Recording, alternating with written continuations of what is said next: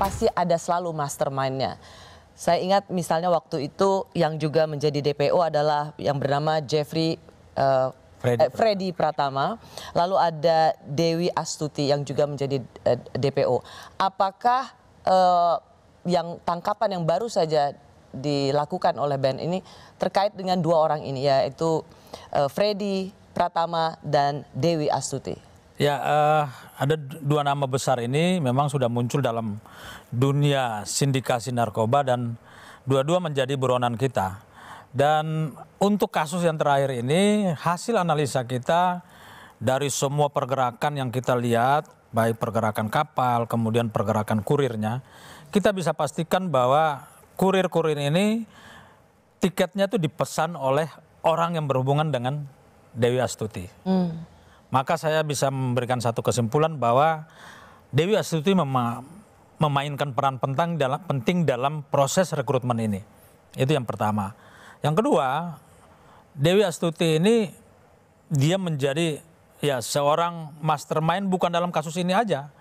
Beberapa kasus yang ditangani di Indonesia seperti kurang lebih akhir tahun lalu ada dua orang yang terbang dari Kamboja masuk ke Medan dengan menggunakan pesawat kalau tidak salah Lion Air atau Air Asia ya.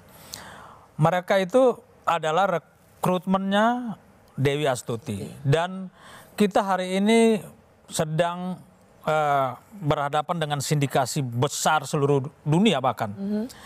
Itu dikendalikan oleh Dewi Astuti karena apa? Ada kurang lebih 110 lebih orang-orang Indonesia yang ditangkap di luar negeri. Ada di Brasil, di Addis Ababa, di India, di Kamboja, di Thailand, di Korea. Itu semua ketika kita tangkap, kita bertanya. Mereka bagian dari kurir. Mereka bagian dari itu, dari Dewi Astuti. Jadi Dewi Astuti ini sudah menjadi semacam pimpinan dari jaringan ini. Tapi saya yakin dia bukan pimpinan tertingginya karena dari analisa kita juga di luar bahwa dia terhubung dengan sindikasi Afrika yang beroperasi di wilayah Thailand dan Semenanjung Malaya. Karena saya ingat kalau nggak salah tahun berapa ya? Tahun 2024. Freddy Pratama Pak Kapolri mengatakan target karena dia juga menjadi bagian dari pentolan mafia narkoba. Dan ada target untuk menangkap. Ini adalah salah satu kalau saya bilang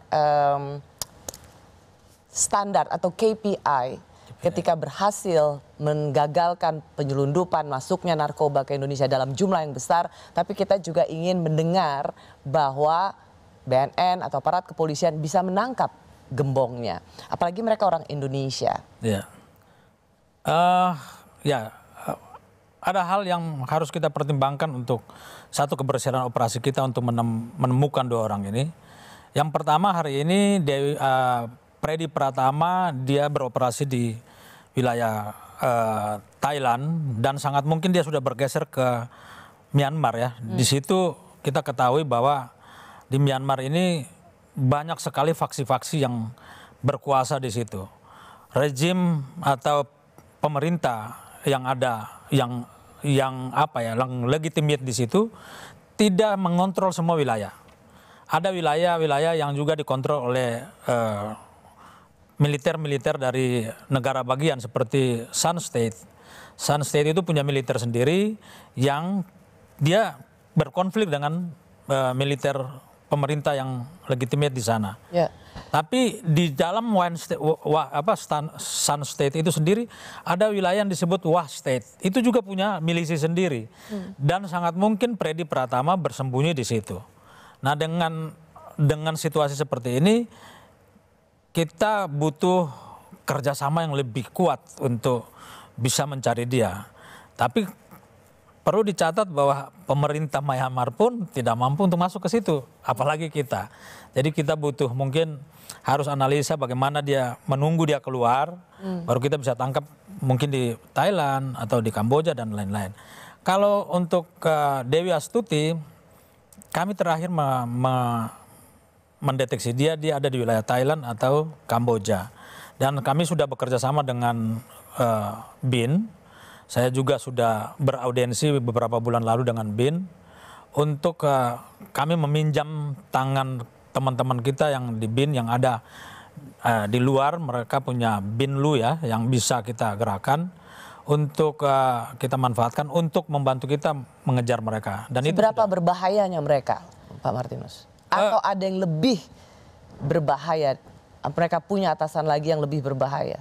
Ya, saya yakin di atas mereka sudah pasti sindikat besar yang tadi milisi-milisi itu. Karena justru di dalam setiap kartel narkoba di dunia ini, baik itu di Afghanistan, di Meksiko, di Amerika Latin, negara-negara Amerika Latin, selalu mereka menggunakan milisi yang bersenjata untuk mengamankan jalur-jalur perdagangan narkotik tersebut. Jadi jangan kita berpikir atau menghayal seperti kita sedang menangkap seorang pencuri biasa atau seorang pengedar biasa yang di Indonesia. Kita bisa nangkap dengan gampang. Tapi ketika kita sudah mulai menyentuh kepalanya, menyentuh puncak dari operasional mereka, ini artinya kita sedang berhadapan dengan satu kekuatan bersenjata yang kuat, dan juga kita sedang berhadapan dengan kekuatan finansial yang kuat. Maka yang terpenting adalah negara harus serius. Dan saya bersyukur presiden kita hari ini, Bapak Jenderal Prabowo Subianto, telah mencanangkan visi misi beliau di dalam Astacita dengan menempatkan isu narkoba sebagai critical issue. Sepanjang sejarah ini baru presiden satu pertama ini beliau menempatkan itu. Artinya sebenarnya kita sudah punya kekuatan spiritual, hukum, kebijakan yang kuat, tinggal bagaimana elemen-elemen di bawah ini kita bergerak bersama-sama. Dan saya yakin kita akan bisa menyelesaikan ini dengan sinergitas dan kolaborasi. Baik, saya ingin bertanya di bagian kita yang selanjutnya, Pak Martinus. 2 ton temuan narkoba ini, itu adalah komoditas termahal yang juga bisa diperebutkan. Seberapa besar akuntabilitas aparat penegak hukum untuk menjaga barang bukti ini supaya tidak dijual kembali? Kami kembali saat lagi.